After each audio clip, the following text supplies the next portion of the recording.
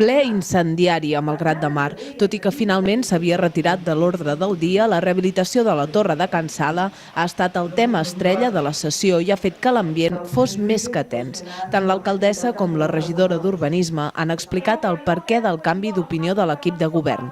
Campoy i Mèrida han assegurat que en un primer moment temien perdre la subvenció per incompliment del termini i per això van decidir proposar que els diners es fessin servir per la caserna de policia. Finalment, però, es va saber que hi havia la possibilitat de demanar una moratòria i que la subvenció podia mantenir-se per rehabilitar la torre. L'oposició ha qualificat aquesta explicació de presa de pèl i ha assegurat que l'autèntic motiu d'aquesta marxa enrere és que la proposta ha sortit a la llum pública i ha generat un gran rebuig popular. A les seves intervencions, tant Esquerra com Convergència i Iniciativa han qüestionat la voluntat de l'equip de govern de rehabilitar la torre.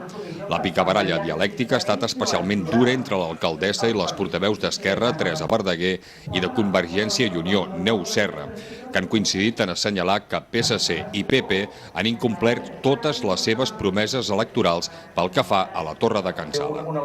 Algunes de les moltes persones que han assistit al ple també han preguntat sobre aquesta qüestió i han reclamat una nova actuació d'urgència per reparar els danys que els últims temporals poden haver causat a l'edifici. Un altre moment especialment tens ha tingut lloc quan Neus Serra ha preguntat a la regidora del Partit Popular, Anna Vega, el seu posicionament respecte a la torre. Diu que no, després si vol en una altra intervenció parla del correcte, ni cap inconvenient a parlar-ne. I el que no és bo és dir aquests tristos i aquestes històries. El Cristo l'està fent vostè. L'alcaldessa ha impedit reiteradament la resposta de Vega traient un altre tema a la palestra, la pèrdua d'un document original de l'Ajuntament. D'aquesta fotocòpia que es van deixar per error, resulta que una altra pressa es van deixar per error. Per reclamar-lo, Campoy havia enviat correus electrònics als regidors. L'alcaldessa ha llegit en veu alta els que Teresa Verdaguer i Neus Serra li havien enviat com a resposta. Finalment, i això sí, dins l'ordre del dia, el ple ha aprovat l'inici dels tràmits per trobar una empresa que gestioni la futura piscina.